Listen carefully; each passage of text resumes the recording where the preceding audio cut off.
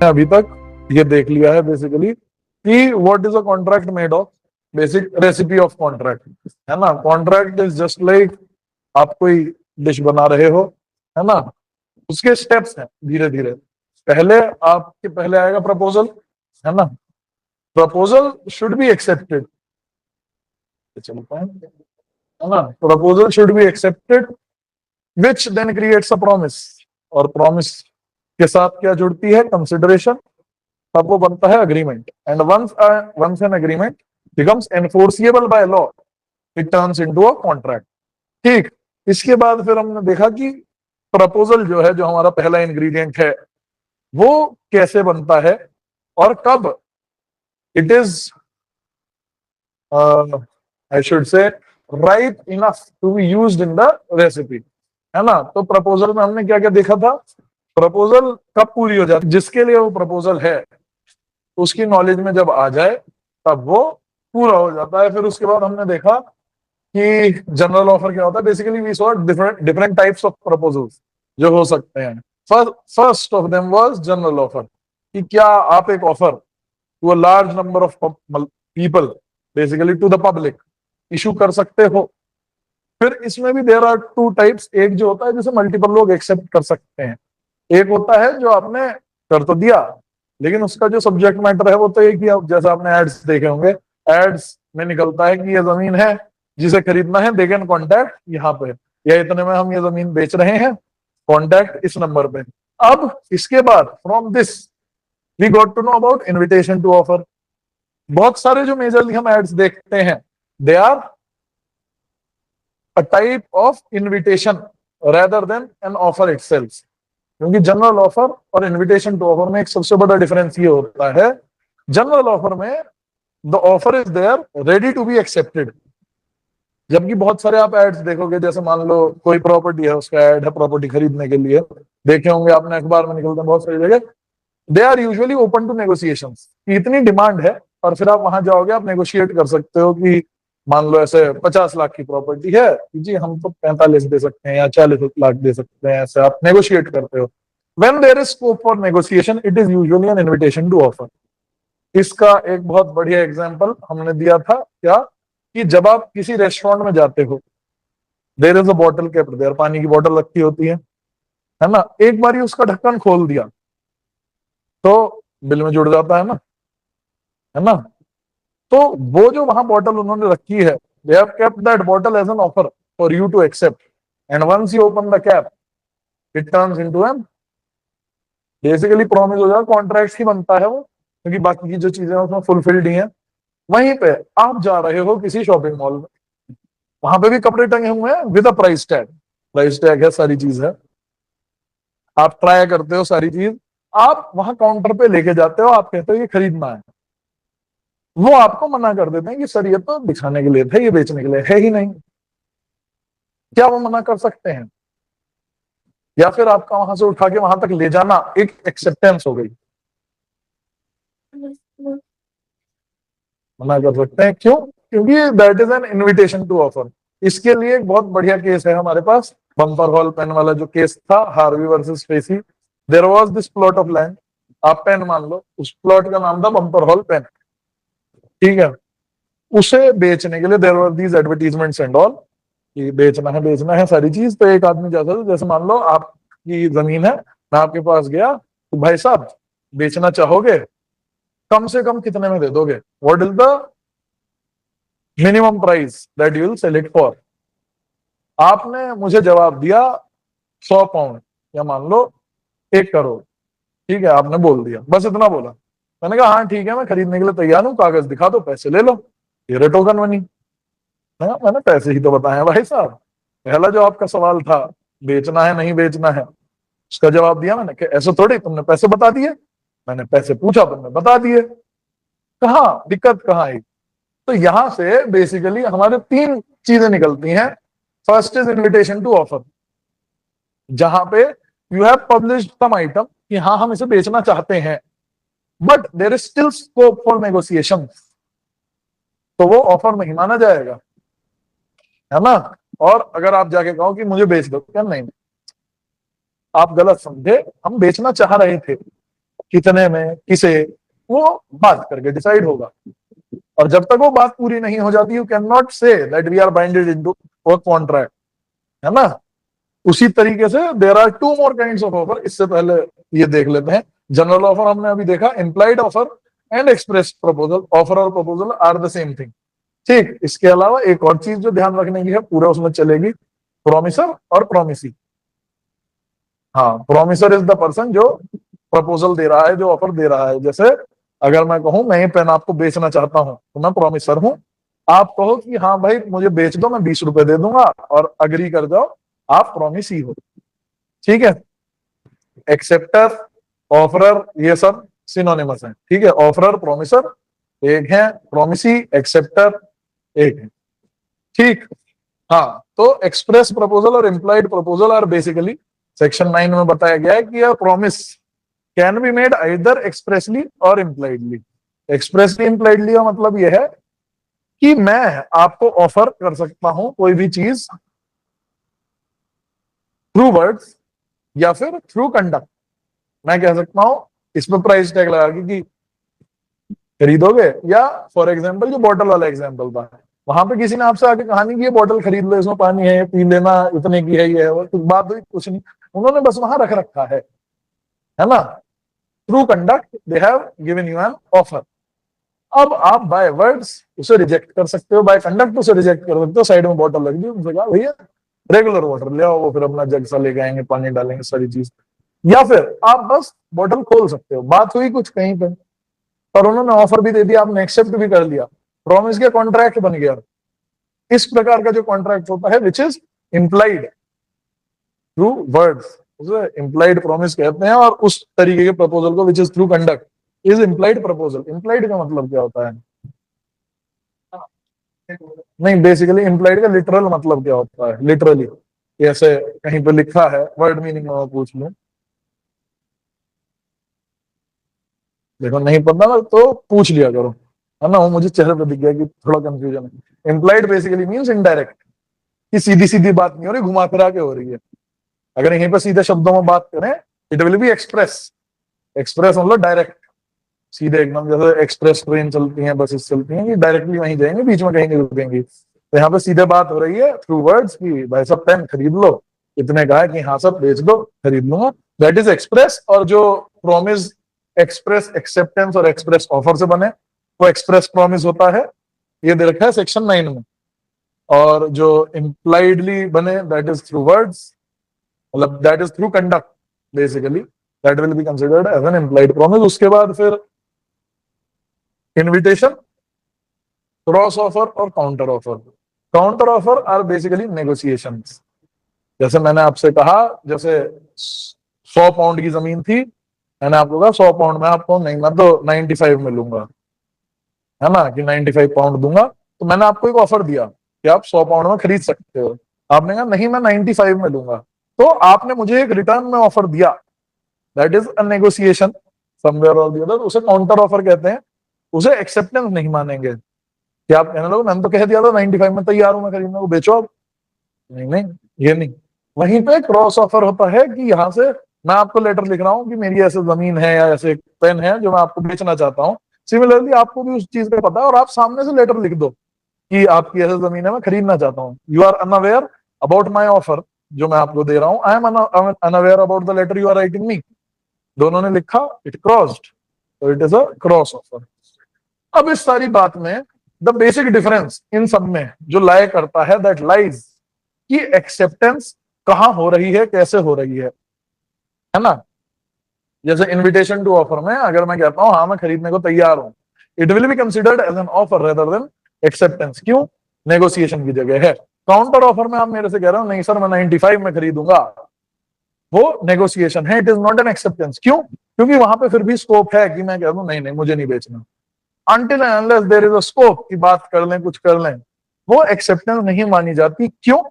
क्योंकि there are some things जो acceptance के लिए जरूरी होती हैं, and that is the topic for us today.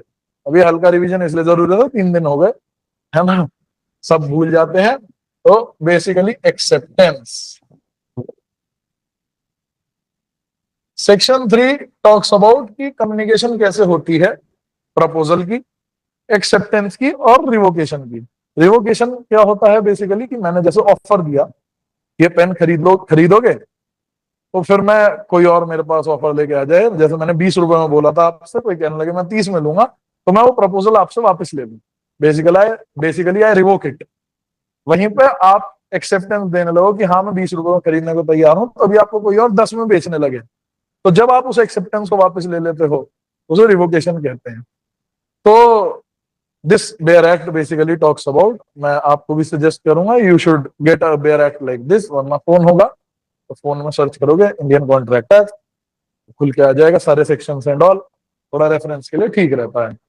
तो सेक्शन 3 बेसिकली टॉक्स अबाउट कि कब इन सबकी कैसे इन सबकी कम्युनिकेशन हो सकती है। So it is basically through act और words, basically through act and omission, जो सिग्निफाई कर दें आपकी एक्सेप्टेंस, आपका ऑफर, आपका रिवोकेशन, जो भी। देन सेक्शन 4 टॉक्स अबाउट कि कब कंप्लीट होती हैं। प्रपोजल के बारे में हमने सारी कहानी देख ली, now we are moving on to acceptance. So there are these basic features which are necessary for an acceptance to be completed. ठीक, पहली चीज जो हमने देखी है अब तक, क्या लगता है क्या क्या होगा जो मैंने आपको वही चीज ऑफर करी and you said yes, yes to the proposal जो मैंने बनाया, है ना। तो acceptance is basically assent to my offer. ठीक है, तो अब कुछ चीजें हैं जो इसके लिए जरूरी होती हैं। पहली चीज, ऑब्वियसली हमने केस में भी देखा है ना, लालमान शुक्ला वर्सेस गौरी दत्त के केस में क्या हुआ था कि एक लाला जी थे, उनका भांजा खो जाता है, वो ऐसे छपवा देते हैं सारे में, जो उसे ढूंढ के लाएगा उसे 501 का इनाम मिलेगा। उनका एक नौकर था, वो घूम रहा होता है, ऐसे ही आ रहा होता है, छुट्टी पे गया हुआ था, घूमते हुआ आता है, वो देखता है जंगल में, अरे ये तो लाला जी का भांजा है, ये यहाँ क्यों घूम रहा है। जो पकड़ के वो ले आता है, गांव में घुसता है, सारे कहते हैं अरे तेरी तो लॉटरी लग गई, तुझे 500 रुपए मिलेंगे, 500 रुपए में है, 500 रुपए मिलेंगे। वो वहां जाता है, दो मेरे 500 रुपए। कहते हैं तुझे पता था कि तू शहर से बाहर नहीं गया हुआ था? यार नहीं, मैं इसे लेके आया, तब मुझे गांव वालों ने बताया ऐसे ऐसे ये बात है। कहते बेटा तुझे कुछ नहीं मिलेगा, जा, thank you for your services but you will get nothing. तो ऐसे कैसे उसने टेस्ट कर दिया कि मेरे को 501 रुपए दिलवाओ, इन्होंने ऑफर किया था, ऑफर डाला था, जो ढूंढ के लाएगा उसे 501 रुपए मिलेंगे, मिलने चाहिए मुझे। लाला जी ने कहा एक बात बताओ, मैंने मान लिया तुमने एक्सेप्ट कर लिया, तुम ढूंढ के लाए सारी चीज, जब तुम ढूंढ के लाए क्या तुम्हें पता था ऐसा कोई ऑफर मैंने दे रखा है? तो तुमने एक्सेप्ट क्या किया? हाँ, बाकी लोगों ने तो बाद में बताया ना, काम तो तुमने पहले कर दिया, जो कंडीशन थी उसके ऑफर को एक्सेप्ट करने की, तुमने कंडीशन पहले पूरी कर दी, बाद में तुम्हें पता लगा अच्छा ऐसा कोई ऑफर भी था, तो तुमने वो जो कंडीशन पूरी करी, क्या वो 501 के लालच में करी थी? 501 मिलेंगे, वाह, इसलिए ढूंढा था मैंने। किस बात के 501 मांग रहे हो तुम? कोर्ट ने भी यही कहा कि the first necessity for an acceptance to happen is knowledge of the offer और नॉलेज अबाउट द ऑफर, कि पता हो ऐसा कोई ऑफर भी है, वरना एक्सेप्ट क्या करोगे, है ना। मान लो ऑफर है चल रहा है, तुम्हें पता नहीं, तुम एक्सेप्ट कैसे कर लोगे कोई चीज जिसकी तुम्हें एग्जिस्टेंस का ही नहीं पता? पहली जरूरत इज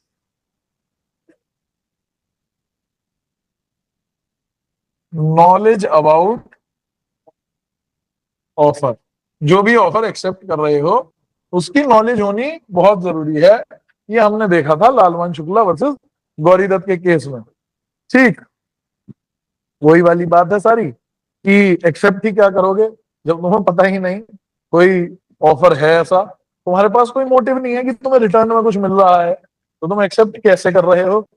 ठीक, दूसरी चीज वही वाली बात है, एक्सेप्टेंस कैन ऑल्सो बी, जैसे हमने सिमिलरली देखा था प्रपोजल के लिए, acceptance can also be done by conduct, implied express दोनों हो सकती है। वही ढक्कन खोलने वाली बात, ढक्कन आपने खोला, it is a type of conduct and it is a type of acceptance also. तो कैसे कैन बी,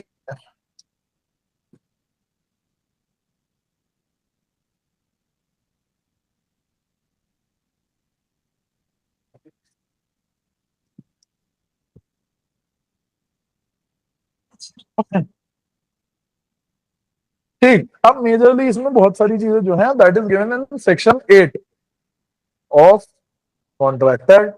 इसमें बेसिकली बता रखा है कि एक्सेप्टेंस किस प्रकार से हो सकती है। तो इसमें ये वाली बात भी है कि एक्सप्रेसली और इम्प्लाइडली हो सकती है। Similarly the same is said under, मतलब exact words of express and impliedly are given under section 9। इसमें कहते हैं प्रॉमिस बन सकता है, promise can be express and implied. तो इसी के साथ एडिंग टू इट, अब वो कंडक्ट कैसा हो कि एक्सेप्टेंस पूरी हो जाए। Conduct fulfil the condition.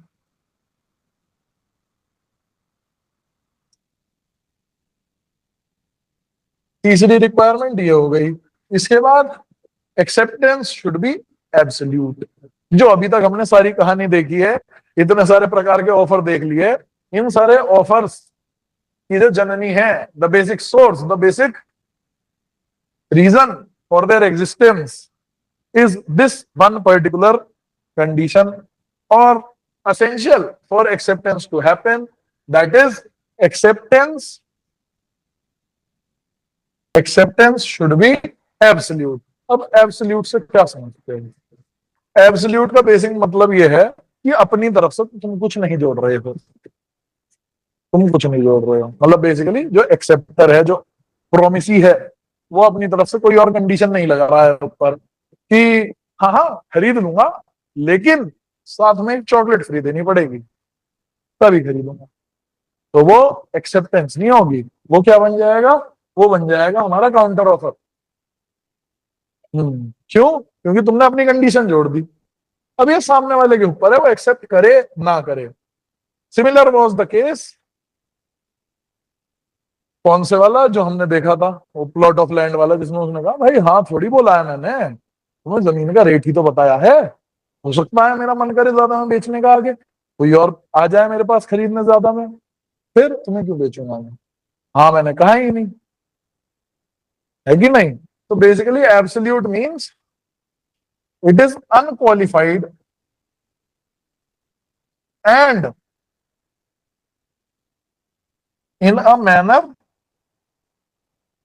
Specified और एक्सेप्टेबल। ठीक, अब ये वाली जो बात है, इसमें दूसरा पॉइंट आ गया है, it becomes one more essential for our acceptance to happen. क्या? कि मान लो मैंने तुम्हें चिट्ठी लिखी कि भाई साहब ऐसे ऐसे मेरे पास ये जमीन है, मैं आपको बेचना चाहता हूं, इतने में खरीदोगे क्या? है ना? आप मुझे मेल कर रहे हो, मेरे पास ईमेल आईडी है भी नहीं, तो क्या उस एक्सेप्टेंस को मैं मानूंगा? या चलो ईमेल आईडी है, मेरे बालकों ने बना रखी है, बच्चों ने ईमेल आईडी बना रखी है, वो चलाते हैं, वो देखते भी नहीं। मैं तो उस ईमेल आईडी का यूज बस फेसबुक पर लॉग इन करने के लिए करता हूँ, है ना? और तुम मुझे मेल करके कह रहे हो सर आपने वो जो ऑफर दिया था, we accept that offer and we want to buy that land. क्या वो एक्सेप्टेंस एक्सेप्टेबल होगी? क्या ये प्रॉमिस बन जाएगा? वहीं पे मैं आपको मेल कर रहा हूँ, मॉडर्न जमाना में भी मॉडर्न हो गया, मैंने आपको मेल करी या मैंने आपको टेक्स्ट किया, आप रिप्लाई में मुझे चिट्ठी लिख रहे हो, वो आ रही है 4-5 दिन बाद, इतने में मैंने किसी और को बेच दी। अब नहीं मानी जाएगी। अब इसके लिए एक और चीज है जो हम आगे देखेंगे, when the communication of acceptance is completed. Acceptance की जो कम्युनिकेशन है, मतलब बेसिकली बाइंडिंग कब होगा, है ना? मान लो मैंने ऑफर दिया, ऑफर तो बाइंडिंग नहीं होता, बाइंडिंग वो तब होता है जब एक्सेप्ट हो जाए। मैं कहूँ 20 रुपए में पेन देना चाहता हूँ, खरीदोगे? बस इतनी बात हुई है, तुमने हाँ ना कुछ अभी कहा नहीं है। क्या तुम मुझे बांध सकते हो इस बात में कि सर बेचना पड़ेगा, आपने कहा था बेचोगे, खरीदूंगा, हाँ मैं खरीदूंगा? जब तक हाँ नहीं कह देते क्या मुझे बांध सकते हो? तो मैं बंधूंगा कब? जब तुम हाँ कह दोगे। बेसिकली जब तुम लोगों की एक्सेप्टेंस आ जाएगी। until and unless there is an acceptance we cannot form a promise। जो हमने देखा है अब तक, जिस प्रकार से हमारी पूरी रेसिपी चलती है, प्रॉमिस, एक्सेप्टेंस, मतलब proposal, acceptance, forms a promise. और प्रॉमिस के साथ जब जुड़ जाए कंसिडरेशन। क्यों? कंसिडरेशन क्या होता है? Consideration is basic subject matter of a contract. Subject matter मतलब किस चीज के बारे में बात कर रहे हो, तुम्हारा क्या फायदा है, मेरा क्या फायदा है। अगर तुम्हारा कोई फायदा नहीं है तो तुम अग्रीमेंट नहीं बना सकते। अग्रीमेंट बनने के लिए जरूरी यह है कि तुम्हें कुछ मिल रहा हो उस प्रॉमिस में से, और मुझे भी कुछ मिल रहा हो उस प्रॉमिस में से। भले ही मैं 1 रुपया ले रहा हूँ, है ना। अगर मैं ये पेन तुम्हें फ्री में दे दूं, मैं कहूँ ये पेन मैं तुम्हें फ्री में दूंगा, जाओ मौज लो, तुम कोर्ट में नहीं जा सकते कल को। आपने वादा किया था। वादे की कोई कीमत नहीं है जब तक वादे के साथ कीमत ना जुड़ जाए, है ना। कीमत जुड़ते ही वो बनता है अग्रीमेंट। और अग्रीमेंट जब एनफोर्सिएबल बाय लॉ हो जाए, कि लॉ द्वारा तुम एग्जीक्यूट करा सकते हो, तुम मुझे बांध सकते हो, पेन बेचना पड़ेगा, मैंने 20 रुपए दे दिए, ये दो, वो पेन नहीं दे रहे, अभी कोर्ट में जा रहा हूँ, अभी डालूंगा सूट, कल आ जाएगा नोटिस, है ना। तब वो क्या बन जाएगा? अग्रीमेंट। अग्रीमेंट अगर लॉ द्वारा एनफोर्स किया जाए तो वो क्या बनेगा? कॉन्ट्रैक्ट। कॉन्ट्रैक्ट ही पढ़ रहे हैं हम। ये सब कॉन्ट्रैक्ट की वो है जो हमने पहले डिस्कस किया है, ये देखना समझ में आ जाएगा, है ना। तो another necessary part for an acceptance is manner of communication